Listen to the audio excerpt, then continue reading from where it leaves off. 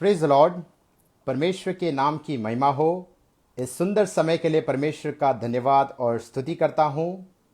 Online में आए हुए सारे दर्शकों को प्रभु यीशु मसीह के मधुर नाम में मैं वंदना देता हूँ। विशेष रीति से प्रभु का दास पास्टर सैमुअल और उनका संग, जिन्होंने वचन की सेवकाई के लिए मुझे यहाँ पर एक आमंत्रित किया, उन्हें भी मैं तहे दिल से धन्यवाद देता हूँ। परमेश्वर आपको, आपकी सेवकाइयों को, आपकी कलीसिया को बहुतायत से आशीष दे।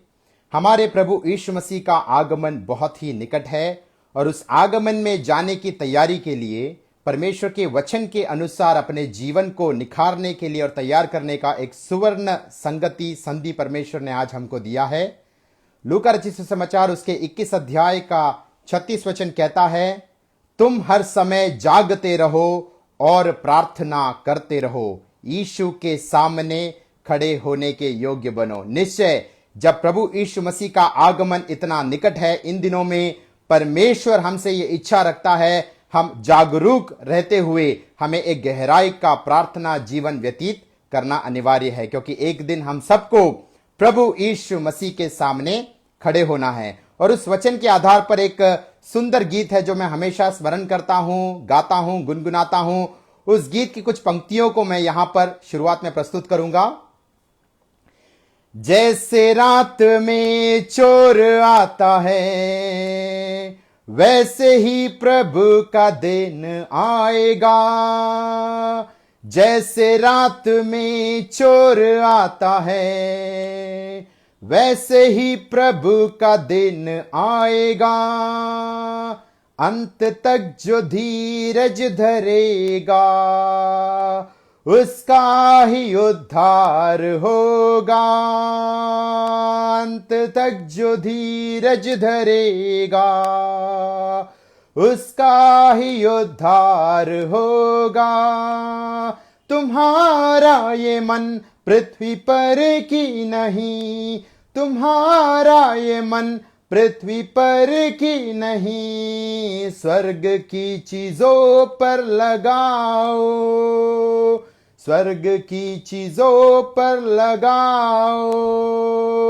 तुम हर समय जागते रहो और प्रार्थना करते रहो। आमीन। तुम हर समय जागते रहो और प्रार्थना करते रहो। यीशु के सामने तुम खड़े होने के योग्य बनो।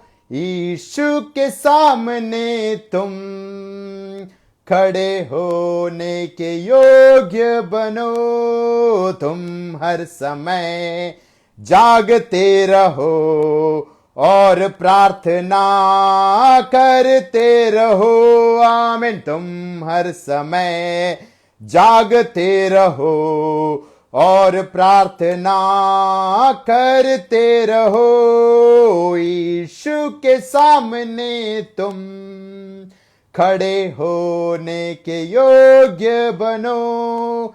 यीशु के सामने तुम खड़े होने के योग्य बनो। हालेलुया। तुम हर समय जागते रहो और प्रार्थना करते रहो, यीशु के सामने खड़े होने के योग्य बनो। जी हां, इन दिनों में विशेष रीति से प्रभु यीशु मसीह के वचन के अनुसार हमें जागरूक, अलर्ट रहते हुए गहराई का प्रार्थना जीवन बिताना है। पहला पत्रस उसके 4 अध्याय का 7 वचन मैं शुरुआत में यहां पर पढ़ूंगा। पहला पत्रस उसके 4 अध्याय का 7 वचन। सब बातों का अंत तुरंत होने वाला है, इसलिए संयमी होकर प्रार्थना के लिए सचेत रहो। प्रेरित पत्रस नया जन्म पाए हुए विश्वासियों को लिखते हुए कहता है, सब बातों का अंत तुरंत होने वाला है। संसार में जो भी आज बातें दिखती है, हमारे सामने चलती फिरती है, जो भी बातें हैं संसार में, उसका अंत तुरंत होने वाला है, प्रेरित पत्रस कहता है। इसलिए हमें क्या करना है? संयमी होकर प्रार्थना के लिए सचेत रहना है। यहां पर पत्रस प्रार्थना करने के लिए नहीं कहता है, क्योंकि पत्रस को मालूम है कि जिन विश्वासियों को वो लिख रहा है उन्होंने अपने पापों से पश्चाताप करते हुए प्रभु पर विश्वास करते हुए वे नए जन्म के अनुभव में आए हैं, वो उद्धार के अनुभव में आए हैं। तो निश्चय जिन्होंने उद्धार पाया है, नया जन्म पाया है, अपने जीवन में प्रार्थना का महत्व जानते हैं। अपने व्यक्तिगत जीवन में, अपने पारिवारिक जीवन में, कलीसिया में, संगति में, सेवकाइयों में प्रार्थना करने वाले विश्वासियों को कहता है सब बातों का अंत तुरंत होने वाला है, सब बातों का अंत निकट है। इसके लिए प्रार्थना करो करके नहीं, क्योंकि वो प्रार्थना करते हैं। आपके प्रार्थना जीवन में एक बदलाहट लाना अनिवार्य है, आपके प्रार्थना जीवन में एक परिवर्तन आना अनिवार्य है, आपका प्रार्थना जीवन में एक ट्रांसफॉर्मेशन आना अनिवार्य है। प्रभु की इच्छा जानकर, प्रभु की योजना जानकर, परमेश्वर की नाम की महिमा के लिए आपके प्रार्थना जीवन में एक बदलाहट आना जरूरी है। आपको एक डीप प्रेयर लाइफ, एक गहराई का प्रार्थना जीवन में प्रवेश करना अनिवार्य है। हम जब भी परमेश्वर की उपस्थिति में आते हैं, हमारा पिता परमेश्वर की उपस्थिति में हम आते हैं। पुराने नियम में एक भी भक्त, वो कितना भी बड़ा प्रभु का दास हो, कितना भी बड़ा सेवक हो, कितना भी बड़ा भविष्यवक्ता हो, परमेश्वर को पिता करके, फादर करके टाइटल से वो बुला नहीं सकता था। और यीशु मसीह जब इस दुनिया में आया, संसार में आया अपनी सेवकाई पूरी करने के लिए, जब अपने चेलों को उसने प्रार्थना करना सिखाया, मत्ती 6 में उसने पहली बार ये पिता परमेश्वर, स्वर्गीय पिता परमेश्वर, हेवनली फादर करके टाइटल उसने इंट्रोड्यूस किया। 1500 साल तक कोई भी इस्राएल जन परमेश्वर को पिता नहीं पुकार सकता था। तो आज हमारा बड़ा सौभाग्य और प्रिविलेज है, हम पिता परमेश्वर की उपस्थिति में आकर अब्बा पिता हम उसको पुकार सकते हैं। और वही हमारा हियाव है। हम किसी संकोच के साथ हमको आने की जरूरत नहीं है, हम पूरे हियाव के साथ परमेश्वर के अनुग्रह के सिंहासन के निकट, थ्रोन ऑफ ग्रेस, परमेश्वर की उपस्थिति में आकर हम प्रार्थना कर सकते हैं। और हमारा हियाव क्या है? पहला यूहन्ना उसके 5 अध्याय का 14 और 15 वचन में, पहला यूहन्ना उसके 5 अध्याय का 14 और 15 वचन में प्रेरित यूहन्ना कहता है, हमें परमेश्वर के सामने जो हियाव होता है वह यह है कि यदि हम उसकी इच्छा के अनुसार कुछ मांगते हैं तो वो हमारी सुनता है। जब हम जानते हैं कि जो कुछ हम मांगते हैं वह हमारी सुनता है, तो यह भी जानते हैं कि जो कुछ हमने उससे मांगा है वह पाया है। गहराई का प्रार्थना जीवन अगर हमें व्यतीत करना है या उस प्रार्थना जीवन में हमें प्रवेश करना है, तो हमें यह हियाव होना जरूरी है कि परमेश्वर की इच्छा के अनुसार, परमेश्वर की योजना को जानकर अगर हम परमेश्वर से प्रार्थना करते हैं तो वो हमारी प्रार्थनाओं को सुनता है और उसके अनुसार जवाब देकर, उत्तर देकर हमें आशीष करता है। तो इन दिनों में हमारे प्रार्थना जीवन में क्या परिवर्तन आना चाहिए कि परमेश्वर की इच्छा जानते हुए हमें प्रार्थना करना है, और उस कारण हमें हियाव होगा कि हमारी प्रार्थनाओं को वो सुनेगा और उसके अनुसार उत्तर भी देगा। परमेश्वर की इच्छा और योजना हम कैसे जान सकते हैं? परमेश्वर की इच्छा और योजना जाने का प्राइमरी मीडियम, प्राथमिक माध्यम पवित्र शास्त्र के वचनों के द्वारा है। निश्चय एफेसियों की पत्री उसके 4 अध्याय का 11 वचन कहता है, नए नियम की कलीसिया को विभिन्न दानों को परमेश्वर ने दिया है, प्रेरितों को दिया है, भविष्यवक्ताओं को दिया है, सुसमाचारकों को दिया है, चरवाहों को दिया है, शिक्षकों को दिया है। और ये सारे दान, इन सारे व्यक्तियों को परमेश्वर ने नए नियम की कलीसिया में नियुक्त किया है ताकि नए नियम की कलीसिया को आशीष मिले, to bless the body of Christ. निश्चय ये दान आज भी लागू है। आज भी हमारे बीच में प्रेरित, भविष्यवक्ता, सुसमाचारक, चरवाहे और शिक्षक होते हैं। लेकिन परमेश्वर चाहता है कि हर एक नए जन्मा हुआ विश्वासी परमेश्वर की इच्छा जानने का प्राथमिक सूत्र, प्राथमिक माध्यम पवित्र शास्त्र के वचनों के द्वारा होना चाहिए। दूसरा तिमोथी 3 अध्याय का 16 वचन कहता है, संपूर्ण पवित्र शास्त्र परमेश्वर की प्रेरणा से रचा गया है। इसका मतलब उत्पत्ति की किताब से लेकर प्रकाशित वाक्य तक कोई भी भाग आप ले लो, वो पवित्र आत्मा की अगुवाई में, पवित्र आत्मा की प्रेरणा से, पवित्र आत्मा के इंस्पिरेशन से लिखा है। अंग्रेजी परिभाषा कहता है, God has breathe his breath into this book. परमेश्वर ने अपना श्वास, अपना ऑक्सीजन, अपना जीवन इन वचनों में समा दिया है। तो जो इस वचनों को पढ़ता है, वचनों का मनन करता है, वचनों को अपने जीवन में अपनाता है, वो परमेश्वर के ईश्वरीय जीवन को प्रतिदिन अपने जीवन में अनुभूति करता है। तो हमें पवित्र शास्त्र के वचनों के द्वारा परमेश्वर की इच्छा को जानना है और परमेश्वर की योजना को जानना है, और उसके अनुसार जब हम प्रार्थना करेंगे, प्रेरित यूहन्ना कहता है हमें पूर्ण रीति से हियाव है कि परमेश्वर हमारी प्रार्थनाओं को सुनता है और समय के अनुसार, उसके समय के इच्छा के अनुसार वो उत्तर देकर हमें आशीष भी करता है। इस नए नियम की सच्चाई को उजागर करने वाला पुराने नियम का एक भाग मैं यहां पर पढ़ना चाहूंगा। दानियल की किताब उसके 9 अध्याय का 1 से 4 वचन। दानियल भविष्यवक्ता की किताब उसके 9 अध्याय का 1 से 4 वचन यहां पर कहता है, मादी शयर्ष का पुत्र धारा जो कसदियों के देश पर राजा ठहराया गया था, उसके राज्य के पहले वर्ष में, दानियल भविष्यवक्ता कहता है, मुझ दानियल ने शास्त्र के द्वारा समझ लिया कि यरूशलेम की उजड़ी हुई दशा के उस वचन के अनुसार जो यिर्मयाह नबी के पास पहुंचा था, कुछ वर्षों के बीतने पर अर्थात 70 वर्ष के बाद पूर्ण हो जाएगी। तब मैं अपना मुख प्रभु परमेश्वर की ओर करके गिड़गिड़ाहट के साथ प्रार्थना करने लगा और उपवास कर टाट पहन राख में बैठकर वरदान मांगने लगा। मैंने अपने परमेश्वर यहोवा से इस प्रकार प्रार्थना की और पाप का अंगीकार किया, हे प्रभु, तू महान और भय योग्य परमेश्वर है, जो अपने प्रेम रखने और आज्ञा मानने वालों के साथ अपनी वाचा को पूरा करता और करुणा करता रहता है।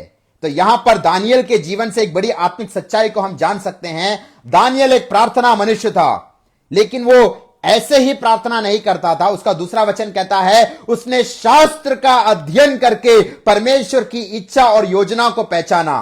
काफी साल पहले यिर्मयाह भविष्यवक्ता के द्वारा परमेश्वर ने जो वाणी दिया, परमेश्वर ने जो अगुवाई किया, परमेश्वर ने जो योजना और इच्छा प्रकट किया, शास्त्र के अध्ययन के द्वारा दानियल ने परमेश्वर की इच्छा और योजना को जाना। और तीसरा वचन कहता है, उस योजना और इच्छा को जानने के अनुसार वो प्रार्थना करने लगा। कितना अनोखा वचन है। पहला यूहन्ना 5 का 14 और 15 वचन, दानियल 9 का 2 और 3 वचन एक ही सच्चाई को उजागर करता है। अगर हम परमेश्वर की इच्छा के अनुसार प्रार्थना करें, परमेश्वर की इच्छा कैसे जानेंगे?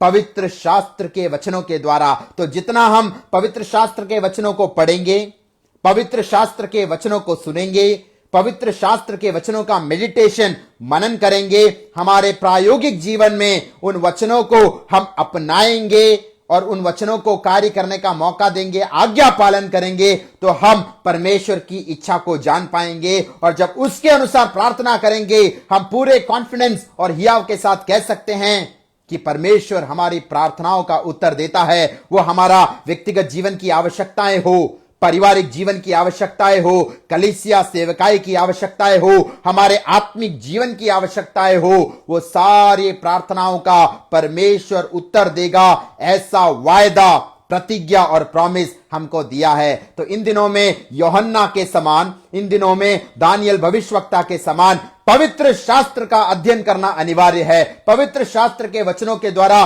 परमेश्वर आगे आने वाले दिनों में हमारे जीवन में, हमारे परिवार में, कलीसिया में, सेवकाई में, राज्य में, देश में, संसार में क्या करने वाला है, उस इच्छाओं को जानकर उस संगति में हमें बना रहना है।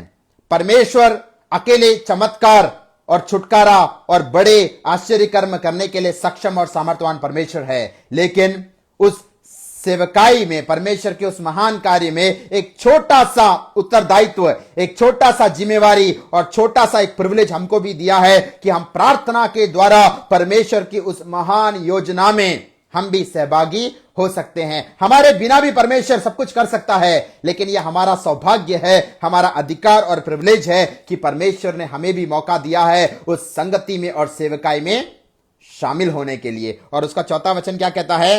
हे प्रभु, तू महान और भययोग्य परमेश्वर है, जो अपने प्रेम रखने और आज्ञा मानने वालों के साथ अपनी वाचा को पूरा करता है और करुणा करता है। परमेश्वर अपना वाचा, अपना कवेनेंट किसके साथ पूरा करता है? बोलता है जो परमेश्वर से प्रेम रखता है और उसकी आज्ञाओं का पालन करता है। और इसी सच्चाई को यीशु मसीह ने नए नियम में अपने चेलों को कहा। यूहन्ना रचित सुसमाचार उसके 14 अध्याय का 15 वचन में यीशु मसीह ने कहा, if you love me you will obey my commandments, if you love me you will keep my commandments. अगर तुम मुझसे प्रेम रखते हो तो तुम मेरी आज्ञाओं का पालन करोगे। तो इन दिनों में हमें परमेश्वर से पूर्ण हृदय से प्रेम करते हुए, परमेश्वर की आज्ञाओं का पालन करते हुए, वचनों को अपने जीवन में अपनाते हुए हमें आगे बढ़ना है। तो परमेश्वर बहुतायत से हमें आशीष करेगा। उतना ही नहीं, हमारा जीवन औरों के लिए एक आशीष का पात्र परमेश्वर बदलकर भेज देगा।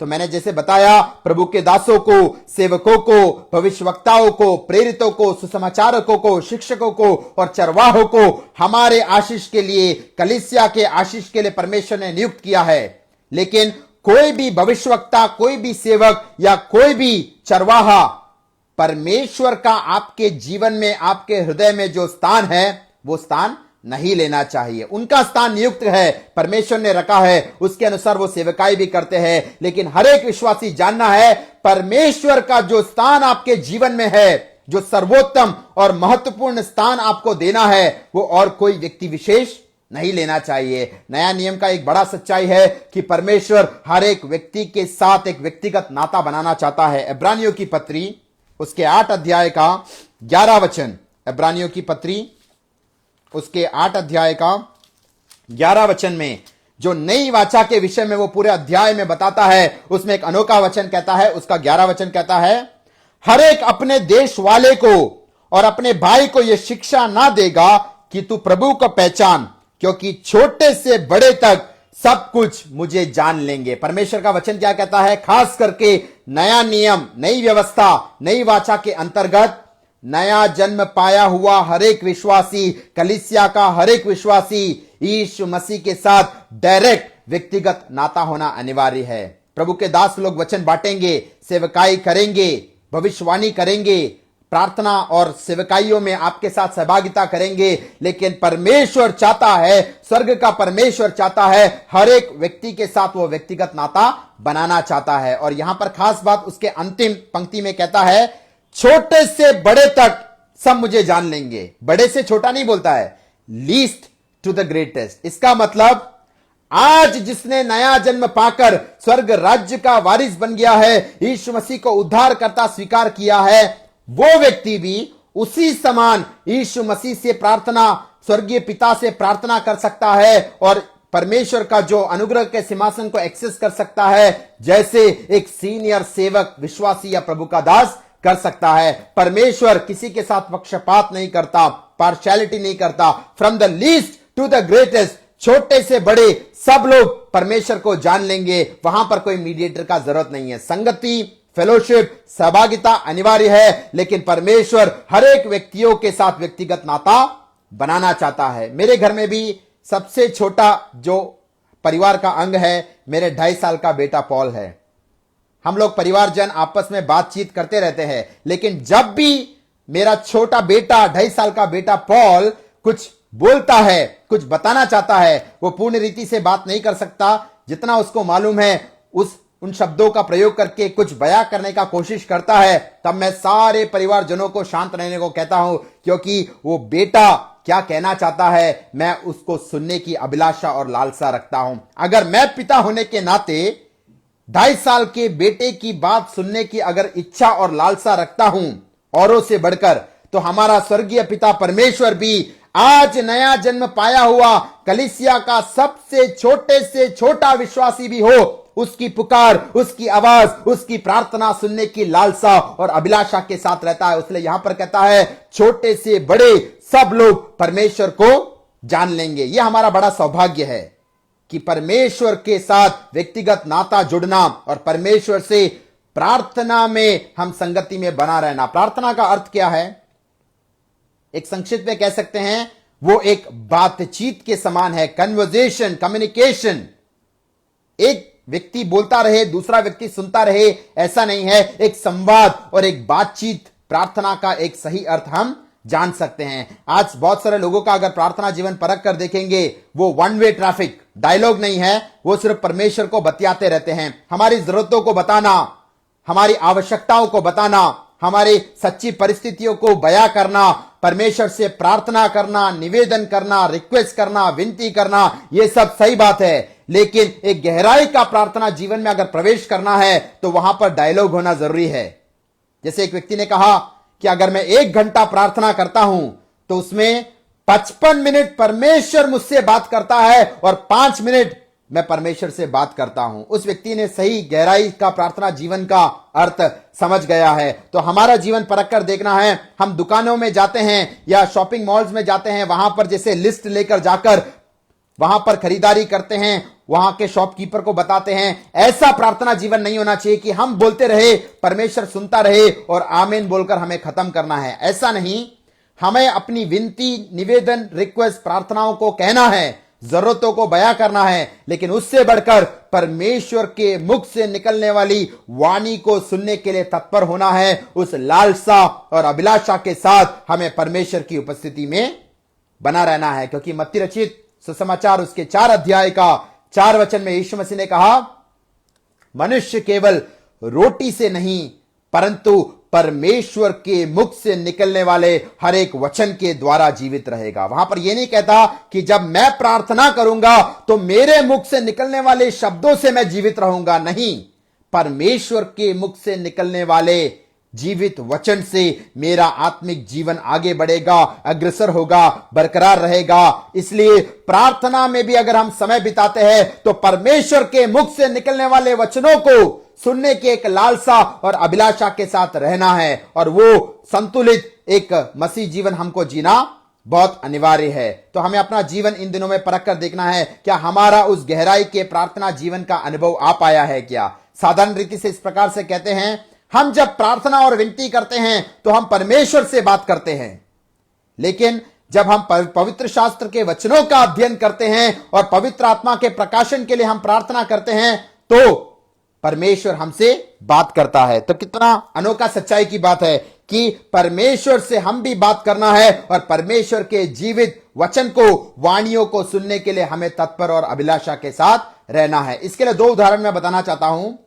पुराने नियम का निर्गमन का किताब हम जब पढ़ते हैं, इस्राएल जनता की अगुवाई करने वाला मूसा जो प्रभु का दास है, वो सीनाई पर्वत पर परमेश्वर की उपस्थिति में जाता है परमेश्वर के वचनों को पाने के लिए, परमेश्वर की व्यवस्था को पाने के लिए, और वो 40 दिन और 40 रात परमेश्वर की उपस्थिति में बिताता है। तो निश्चय एक प्रार्थना के अनुभव में मूसा ने समय बिताया। लेकिन उन अध्यायों को आप पढ़ोगे, वहां पर एक बात हम देख सकते हैं, मूसा ने परमेश्वर से क्या कुछ कहा उसके बारे में ज्यादा वर्णन नहीं किया है, बल्कि परमेश्वर ने मूसा से क्या आज्ञा दिया, क्या अगुवाई किया, परमेश्वर ने उसको क्या वाणी दिया, उसके बारे में बारंबार पवित्र आत्मा उजागर करके देता है। तो मूसा के समान परमेश्वर की उपस्थिति में अगर हम बने रहेंगे, प्रार्थना में बने रहेंगे, तो हम परमेश्वर से अधिक बात करने से ज्यादा परमेश्वर हमसे क्या बात करना चाहता है, ऐसे एक प्रार्थना जीवन में हमें प्रवेश करना है। दूसरा एक उदाहरण बताना चाहता हूं। उत्पत्ति का किताब उसके 37 अध्याय से 44 अध्याय तक जब आप पढ़ोगे, उत्पत्ति का किताब उसके 37 अध्याय से 44 अध्याय तक, वहां पर हम यूसुफ जो प्रभु का दास था उसके विषय में हम पढ़ते हैं। यूसुफ परमेश्वर की योजना के अनुसार, इच्छा के अनुसार अंत में मिस्र के देश में एक मंत्री के पदवी पर पहुंच गया। और जब वहां पर अकाल पड़ा, यूसुफ के भाई लोग जो उससे दुश्मनी रखते थे, ईर्ष्या रखते थे, उसको घात करना चाहते थे, वो लोग भोजन सामग्री लेने के लिए मिस्र में यूसुफ के पास आते हैं। लेकिन उन्हें मालूम नहीं था कि ये जो मंत्री पदवी पर बैठा हुआ व्यक्ति है, ये हमारा सगा भाई यूसुफ है।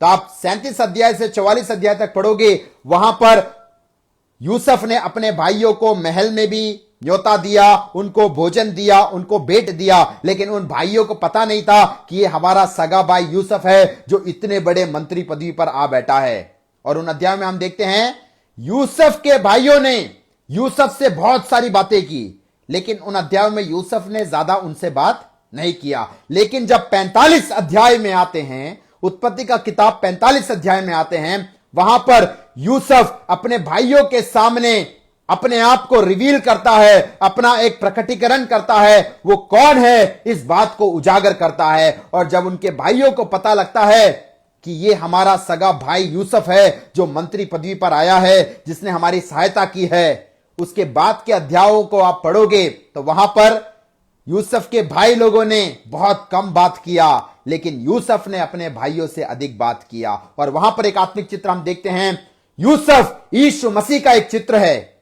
जब तक यूसुफ के भाइयों को यह रेवलेशन प्राप्त नहीं हुआ, यह प्रकटीकरण प्राप्त नहीं हुआ कि यह मंत्री पदवी पर बैठा हुआ व्यक्ति कौन है, वो यूसुफ से अधिक बतियाते रहे, बातों को करते रहे। लेकिन 45 अध्याय में जब यूसुफ ने अपने आप को रिवील किया, अपने आप को उजागर किया, प्रकटीकरण किया कि वो कौन है, उसके बाद जैसे यूसुफ के भाइयों ने कम बातें की और यूसुफ ने अपनी वाणी को उन तक पहुंचाया, हमें भी प्रार्थना में जब यीशु मसीह का प्रकटीकरण और रेवलेशन हमें प्राप्त नहीं हुआ तो शायद हम घंटे प्रार्थना करते रहेंगे और हम परमेश्वर से अधिक बात करते रहेंगे और परमेश्वर से कुछ पाने का, सुनने की लालसा और अभिलाषा के बिना हम रहते होंगे।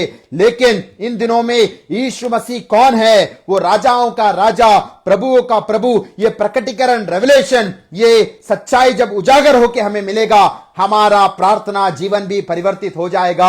हम परमेश्वर की उपस्थिति में उससे कुछ पाने के लिए, उसकी वाणी को सुनने के लिए, हमारे जीवन के प्रति, हमारे परिवार के प्रति, कलीसिया, सेवकाई, राष्ट्र के प्रति परमेश्वर की जो इच्छा है और योजना को जानने की अभिलाषा के साथ हम आएंगे। तो मूसा के समान और यूसुफ के जीवन से हमें यही सीखना है कि हमें परमेश्वर के मुख से निकलने वाले वचनों के लिए हमें तत्पर और लालसा के साथ रहना है। यीशु मसीह के विषय में यशायाह भविष्यवक्ता एक अच्छा भविष्यवाणी का वचन कहता है। यशायाह नबी की किताब उसके 50 अध्याय का 4 वचन यहां पर कहता है, यीशु मसीह के विषय में भविष्यवाणी करता है, प्रभु यहोवा ने मुझे सीखने वालों की जीभ दी है कि मैं थके हुए को अपने वचन के द्वारा संभालना जानूं।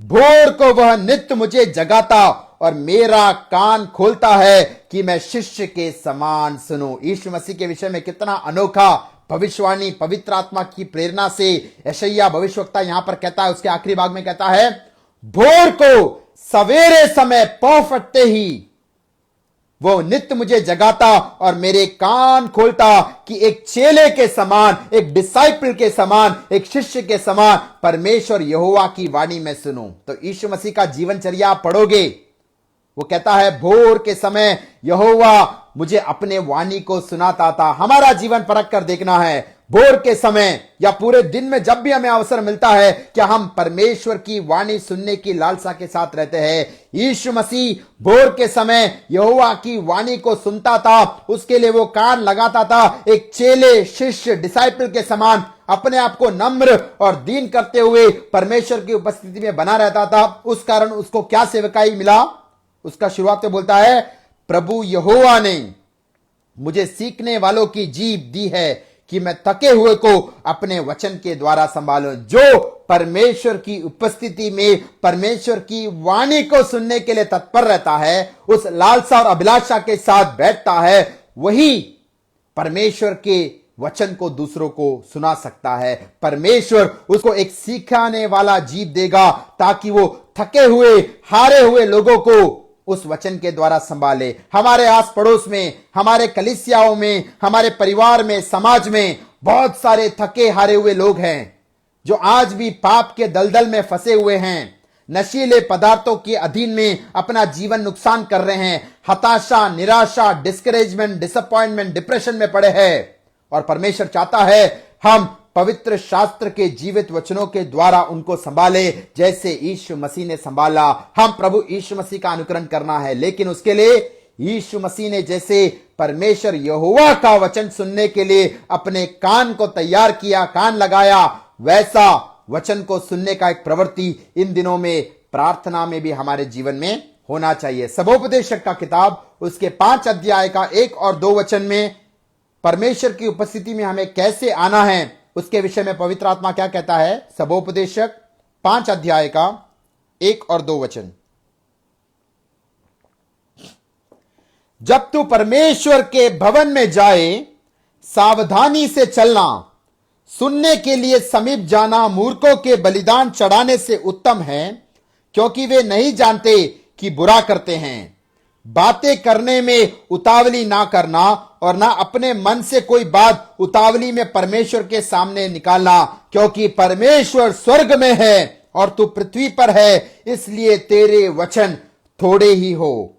इसका मतलब यह नहीं कि आपको प्रार्थना नहीं करना है, विनती नहीं करना है, निवेदन नहीं करना है। अपनी सारी जरूरतों को, सारी आवश्यकताओं को, सारी परिस्थितियों को बयां करने का स्थान है परमेश्वर की उपस्थिति, उसका अनुग्रह का सिंहासन। लेकिन एक गहराई का प्रार्थना जीवन में अगर आपको प्रवेश करना है, आप परमेश्वर से क्या बोलते हो उससे बढ़कर परमेश्वर आपसे क्या बतियाना चाहता है, परमेश्वर अपनी वाणी आपको क्या देना चाहता है, अपनी योजना इच्छा कैसे प्रकट करना चाहता है, उसके लिए आपको कान लगाते हुए उस प्रार्थना के अनुभव में आगे बढ़ना है। तो पत्रोस के समान सारी बातों का अंत निकट है, प्रभु यीशु मसीह का आगमन बहुत ही निकट है। इसलिए आपके प्रार्थना जीवन में एक परिवर्तन, एक ट्रांसफॉर्मेशन, एक बदलाहट आना अनिवार्य है। बोलने से अधिक सुनने का एक प्रवृत्ति, परमेश्वर की इच्छा को जानने का एक प्रवृत्ति, एक स्वभाव आपके जीवन में, मेरे जीवन में होना अनिवार्य है। तो ऐसा एक गहराई का प्रार्थना जीवन परमेश्वर हमसे चाहता है। और इस गहराई के प्रार्थना जीवन को प्रकट करने वाला एक अनोखा वचन का भाग से कुछ आत्मिक सच्चाइयों को मैं यहां पर बताना चाहूंगा। निर्गमन का किताब उसके 30 अध्याय का पहला वचन पढ़ूंगा। निर्गमन का किताब उसके 30 अध्याय का पहला वचन। यहां पर परमेश्वर जो मिलाप वाला तंबू है, जिसमें आंगन, पवित्र स्थान और अति पवित्र स्थान, उसके विषय में उल्लेख करते हुए यहां पर खास करके एक धूप वेदी के विषय में उल्लेख करता है, ऑल्टर ऑफ इंसेंस।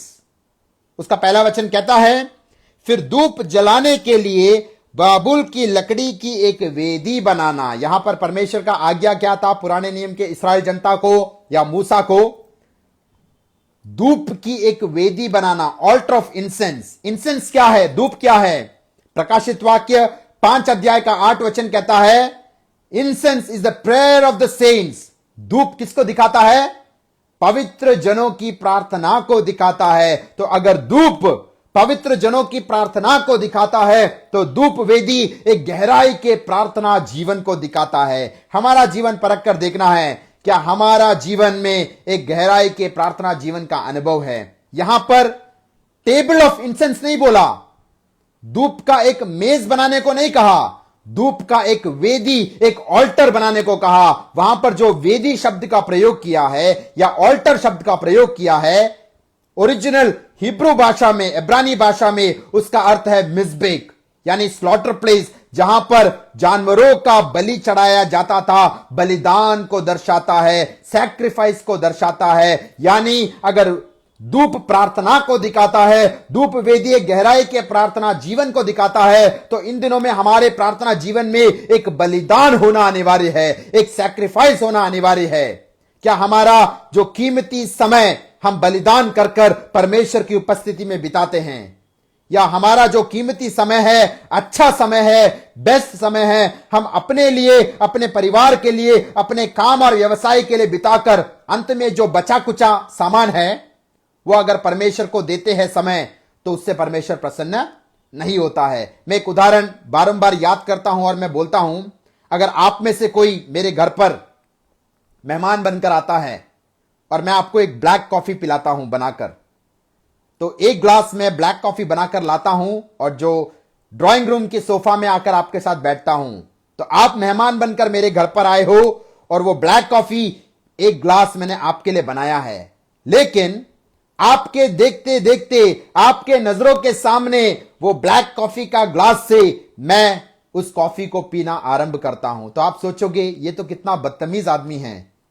मैं इसके घर पर मेहमान बनकर आया, ये रसोई घर में जाकर ब्लैक कॉफी बनाकर लाया और मुझे देने के बजाय स्वयं ये पीने लग गया, और मैं बातचीत कर रहा हूं और उसके सामने बैठकर पूरा कॉफी पी गया।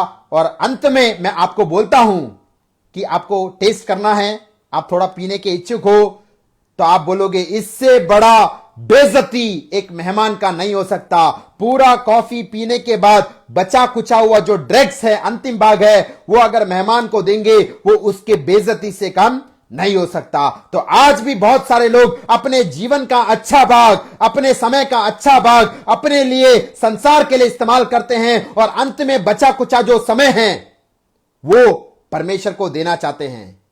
मैंने बहुत साल पहले एक व्यक्ति का गवाही सुना था, वो रिटायरमेंट हो रहा था, तो उसने कहा 60 साल तक मैं विश्वासी हूं, नया जन्म पाया है, वचन पढ़ता हूं, ऑफरिंग देता हूं, कलीसिया में जाता हूं, लेकिन परमेश्वर की योजना और इच्छा मैंने जाना नहीं। अभी मैं 60 साल का हो गया और अभी मेरा बचा कुचा जिंदगी मैं परमेश्वर की सेवकाई के लिए देना चाहता हूं। सब लोगों ने ताली बजाया, अच्छी बात है, रिटायरमेंट के बाद परमेश्वर की सेवकाई कर रहा है। लेकिन उस व्यक्ति के गवाही ने मुझे चैलेंज किया, मुझे चुनौती दी कि अगर वो व्यक्ति जब उसका अच्छा भाग, सबसे अच्छा जो यूथ जवानी का जो दिन था, उसने अपनी मनमानी में अपने परिवार के लिए, संसार के लिए व्यतीत कर कर बचा कुचा हुआ रिटायरमेंट लाइफ अगर परमेश्वर को देता है, हमें ऐसा नहीं बनना है। हमारा सर्वश्रेष्ठ समय, हमारा सर्वश्रेष्ठ जो भाग है वो परमेश्वर को हमें देना है, वरना वो कॉफी पीने के बाद आखिरी में देकर परमेश्वर का या मेहमान का जैसे बेइज्जती करते हैं, हम भी परमेश्वर का बेइज्जती नहीं करना है। तो प्रार्थना भी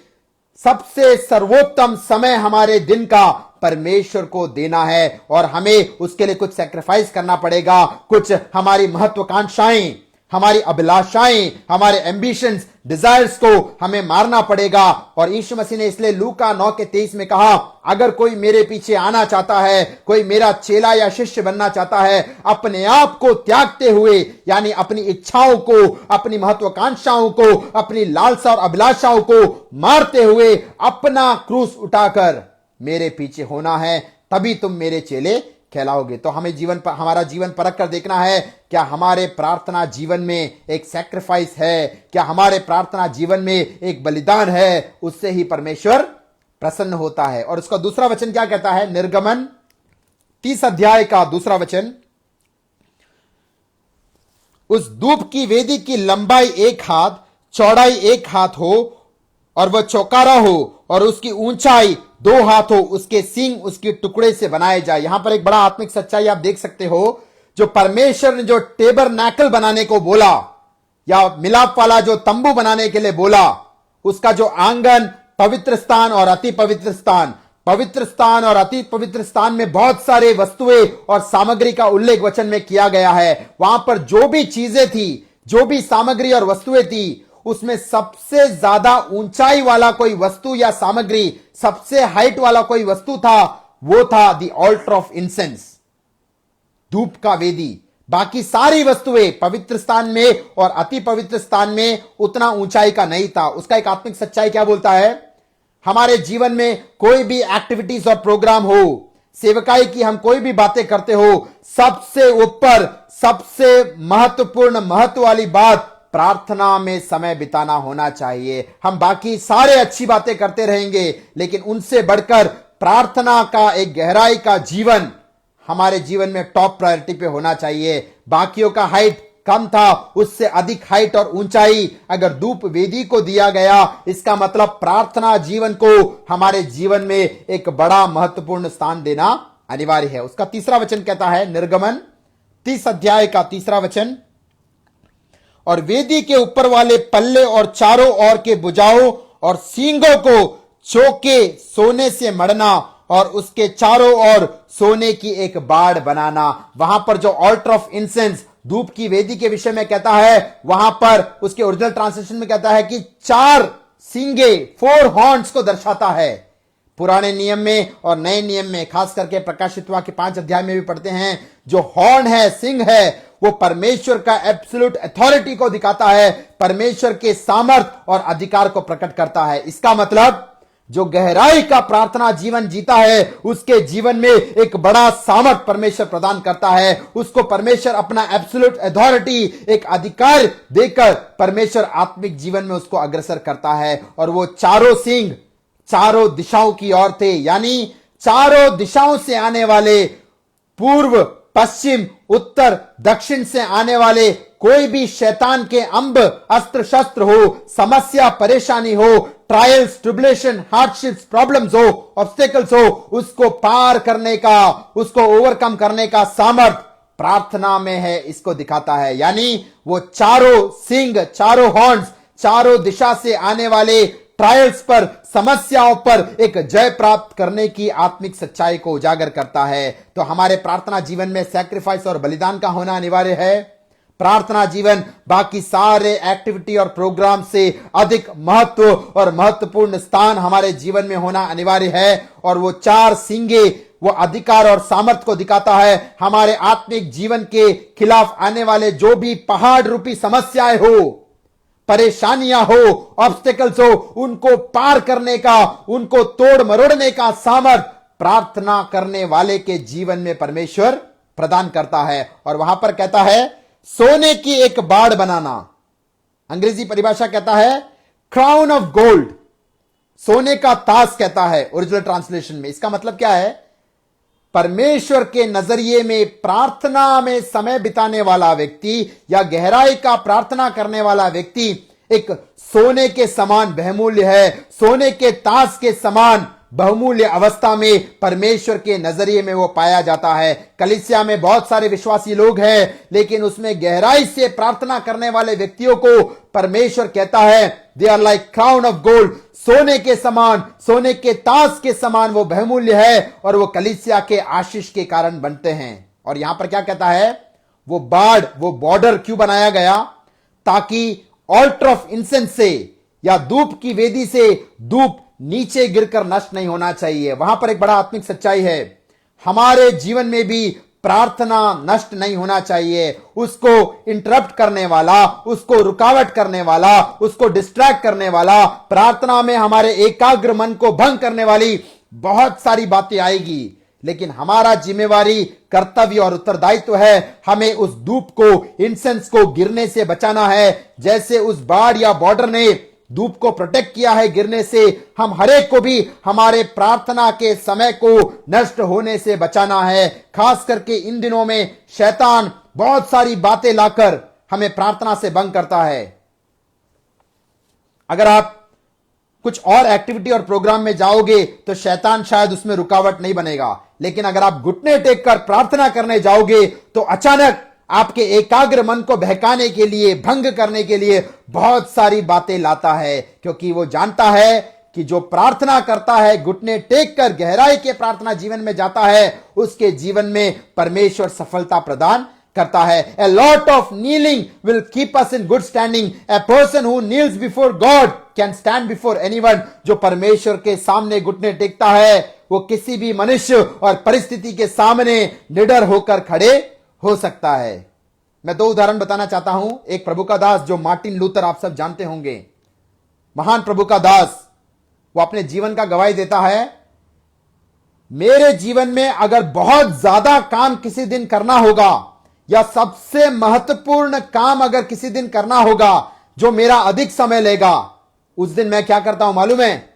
मैं अधिक समय प्रार्थना में बिताता हूं। तो वहां पर मार्टिन लूथर कहता है कि जब अधिक काम करना हो या महत्वपूर्ण काम करना हो जो मेरा ज्यादा समय लेगा, आजकल के लोगों के समान, विश्वासियों के समान ये नहीं कहता कि मुझे प्रार्थना करने को समय नहीं, मेरे काम में, मेरे व्यवसाय में, परिवार में समय बिताने के बाद प्रार्थना करने का मुझे समय नहीं। मार्टिन लूथर कहता है जितना अधिक काम हो, जितना महत्वपूर्ण काम हो, उतना अधिक परमेश्वर की उपस्थिति में मैं बिताता हूं।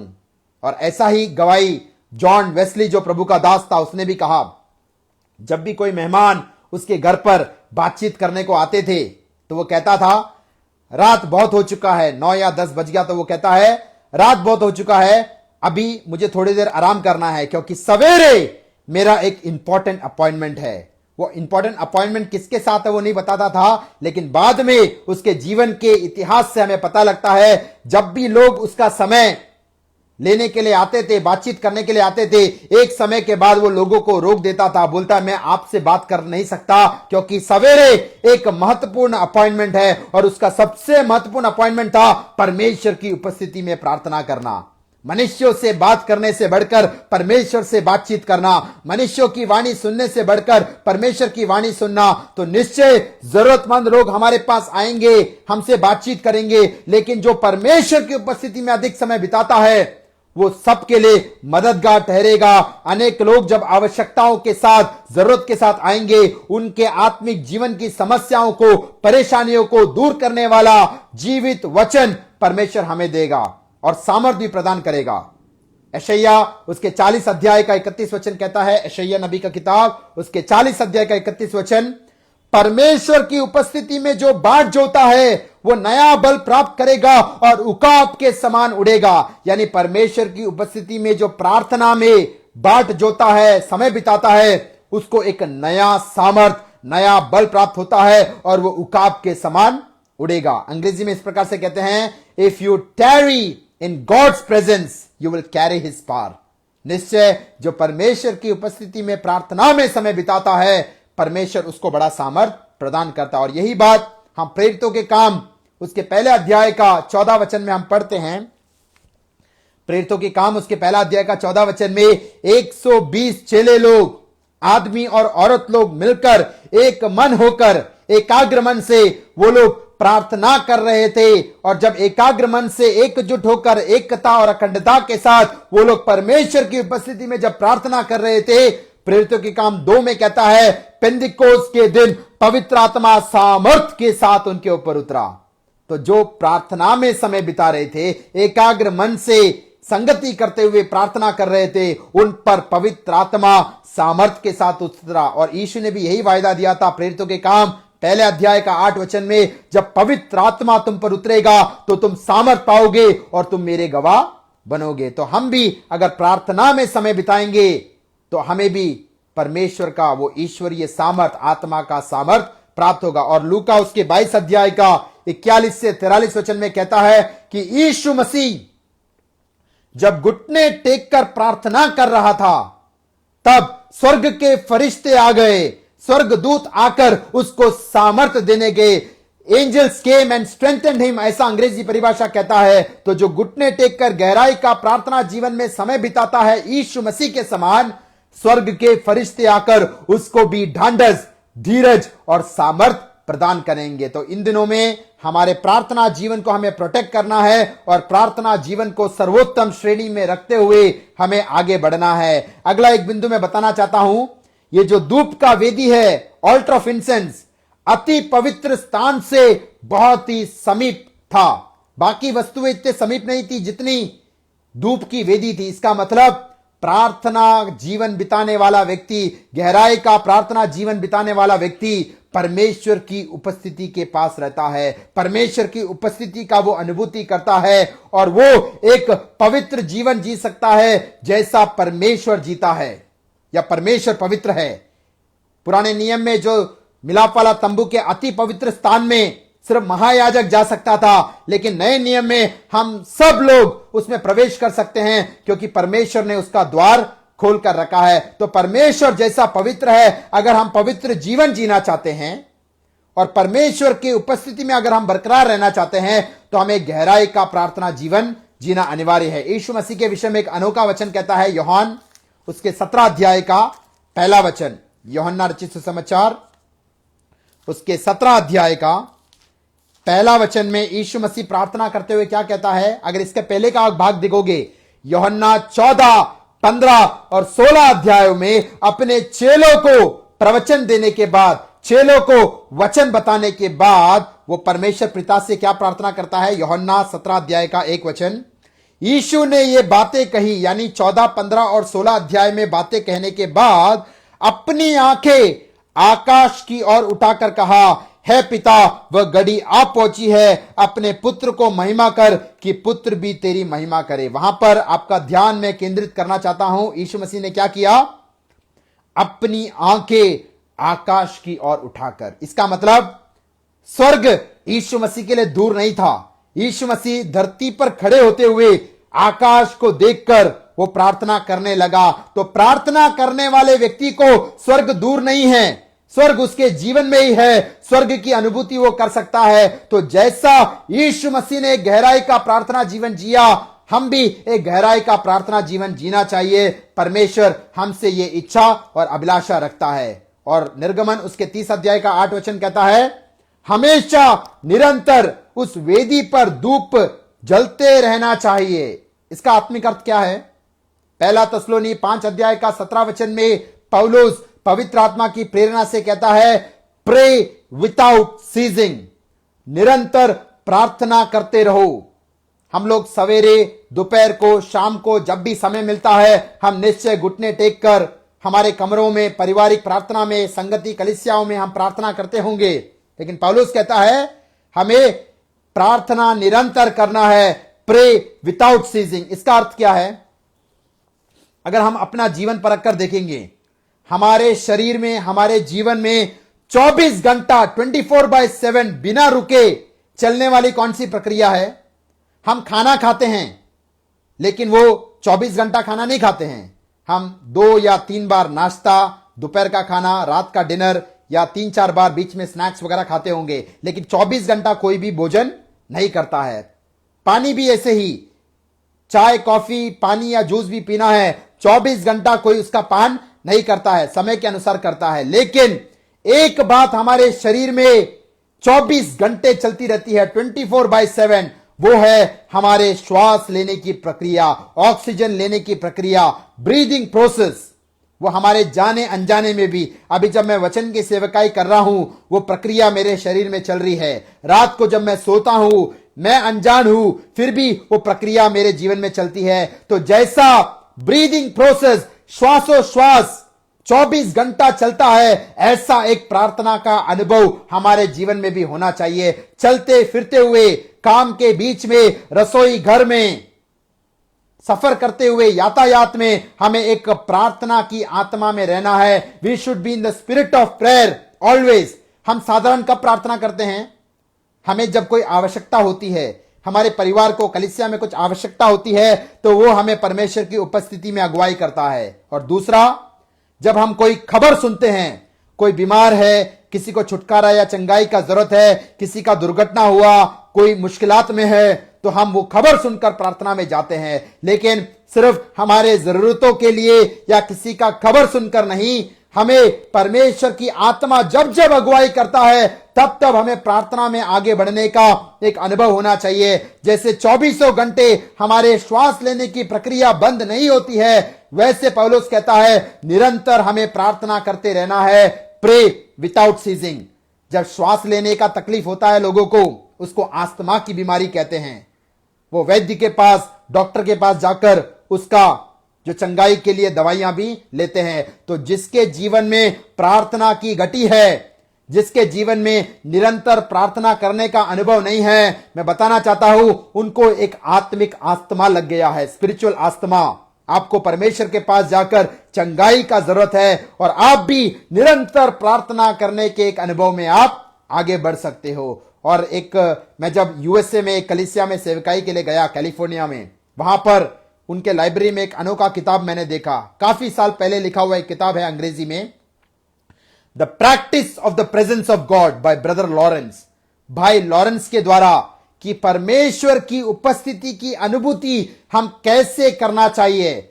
जब भी वो रसोई घर में, किचन में काम करता था, बर्तन को धोता था, भोजन बनाता था, सफर करता था, वो कहता है परमेश्वर की उपस्थिति की अनुभूति मैं हर पल करता था। I used to practise the presence of God always. तो उस भाई लॉरेंस के समान हमको भी कहना है कि इन दिनों में हम भी ऐसे गहराई के प्रार्थना जीवन में प्रवेश करने वाले हैं। निर्गमन 30 अध्याय का 8 वचन कहता है, भोर के समय वहां पर धूप वेदी पर जलाया जाना चाहिए। भोर का समय मतलब क्या है? जब रात का अंधकार दूर हो जाता है, अंधकार का अनुभव दूर हो जाता है, तब वहां पर धूप के विषय में, धूप वेदी के विषय में बताता है। यानी एक व्यक्ति के जीवन में पाप का अंधकार जब दूर हो जाता है, यीशु मसीह को उद्धार करता, वो स्वीकार करता है, श्राप के बंधन से वो मुक्त हो जाता है, तो उसके जीवन में प्रार्थना होना अनिवार्य है। और दूसरा एक सच्चाई बोलता है, अंधकार जिसके जीवन में है, पाप की बातें जिसके जीवन में है, जो पाप करने के बावजूद भी मन नहीं फिरता, पश्चाताप नहीं करता और अपनी मनमानी में जीता है, उसका प्रार्थना जीवन कभी सफल नहीं हो सकता है। The darkness will become a stumbling block in your prayer life. अंधकार आपके प्रार्थना जीवन का एक रुकावट बन सकता है। इसलिए भजन संहिता उसके 46 अध्याय का 18 वचन कहता है, अगर मेरे हृदय में पाप है तो परमेश्वर मेरी प्रार्थना को नहीं सुनेगा। मरकुस 11 का 25 कहता है, अगर आप किसी को क्षमा नहीं करते हो तो वो आपके प्रार्थना जीवन में रुकावट बन जाएगा। तो सारी पाप की बातों से मन फिरते हुए पवित्र आत्मा वचन के द्वारा, प्रभु के दासों के द्वारा जो हमारे ड्रॉबैक्स को, हमारे लिमिटेशन को, हमारे अनक्राइस्ट लाइक बातों को दर्शाता है, तो हमें उससे मन फिरना है, वरना वो बातें हमारे प्रार्थना जीवन में रुकावट का काम बन जाएगा। और उसका 30 का 7 और 8 वचन यहां पर मैं पढ़ूंगा। उसी वेदी पर हारून सुगंधित धूप जलाया करे, प्रतिदिन भोर को जब वो दीपक को ठीक करे तब वो धूप जलाए, और गोधूली के समय जब हारून दीपकों को जलाए तब धूप जलाया करे। यह धूप यहोवा के सामने तुम्हारी पीढ़ी पीढ़ी में नित्य जलाया जाए। वहां पर एक आत्मिक सच्चाई बोलता है, हमने देखा प्रकाशित वाक्य 5 अध्याय का 8 वचन कहता है, इंसेंस या धूप प्रार्थना को दिखाता है। और यहां पर जो दीपक या लैंप बोला है, कैंडलस्टिक, वो परमेश्वर के वचन को दिखाता है। क्योंकि भजन संहिता 119 का 105 कहता है, परमेश्वर तेरा वचन मेरे पांव के लिए दीपक और मार्ग के लिए उजियाला है। तो यहां पर एक आत्मिक सच्चाई बोलता है, कब कब धूप जलाना चाहिए? जब जब दीपक को ठीक किया जाता है, दीपक जलाया जाता है, यानी आपका प्रार्थना जीवन और परमेश्वर के वचन का अध्ययन एक साथ बढ़ना चाहिए। आप इसको ज्यादा समय, उसको कम समय देने की कोशिश मत कीजिए। जब जब धूप जलाया जाता है, दीपक भी जलाया जाता है, और जब जब दीपक ठीक किया जाता है तब धूप भी जलाया जाता है। यानी प्रार्थना के साथ परमेश्वर के वचन का अध्ययन होना चाहिए। यूहन्ना के समान, दानियल के समान वचन या शास्त्र का अध्ययन करते हुए, परमेश्वर की योजना और इच्छा को जानते हुए, पवित्र आत्मा का प्रकाशन इन वचनों पर प्राप्त करते हुए अगर आप प्रार्थना करोगे तो वह गहराई का प्रार्थना जीवन होगा जो आपको सफलता की सीढ़ियों में बढ़ाएगा। परमेश्वर इन दिनों में आपके द्वारा, आपके परिवार के द्वारा, सेवकाई और कलीसिया के द्वारा जो सेवकाइयां करना चाहता है, उसके लिए आप पूर्ण रीति से तैयार हो जाओगे। तो दीपक भी अनिवार्य है, धूप भी अनिवार्य है, प्रार्थना जीवन के साथ वचन का अध्ययन भी होना अनिवार्य है। तो इन दिनों में वचन का अध्ययन करते हुए, पवित्र आत्मा का प्रकाशन प्राप्त करते हुए एक विजय मसीह जीवन जीने के लिए इन वचनों के द्वारा प्रभु आप सबको आशीष दे। अंत में मैं एक छोटा सा प्रार्थना दर्शकों के लिए करूंगा। स्वर्गीय पिता परमेश्वर, इस सुंदर समय के लिए तेरा धन्यवाद और स्तुति करता हूं। इस दुर्घटना भरे संसार में आंखों की पुतली जैसे तेरी छत्र छाया में तूने अभी तक संभाले रखा। तेरे वचन के अनुसार हमारे आंखों को आंसू से, प्राणों को मृत्यु से और पैरों को ठोकर से बचाकर इस उद्धार के आनंद में बने रहने के लिए प्रभु तूने अभी तक मदद किया, इसलिए धन्यवाद करते हैं। थोड़ा समय पवित्र शास्त्र के वचनों का अध्ययन करने के लिए तूने मदद किया। पवित्र आत्मा के प्रकाशन के द्वारा कुछ आत्मिक सच्चाइयों को समझने के लिए, सुनने के लिए, बांटने के लिए तूने मदद किया। इन दिनों में उस वचन के अनुसार चलते हुए, आज्ञा पालन करते हुए, परमेश्वर से प्रेम करते हुए, एक प्रार्थना जीवन में एक जागृति, चेतना और रिवाइवल के अनुभव में बढ़ते हुए, तेरे आगमन की तैयारी के साथ, तेरे आगमन की बाट जोते हुए जीने के लिए हम सबों को तू मदद कर। सारा आदर, महिमा और गौरव हम तुझको देते हैं। यह प्रार्थना प्रभु यीशु मसीह के नाम से मांगते हैं, आमीन। धन्यवाद। प्रभु आप सबों को आशीष दे। God bless you all.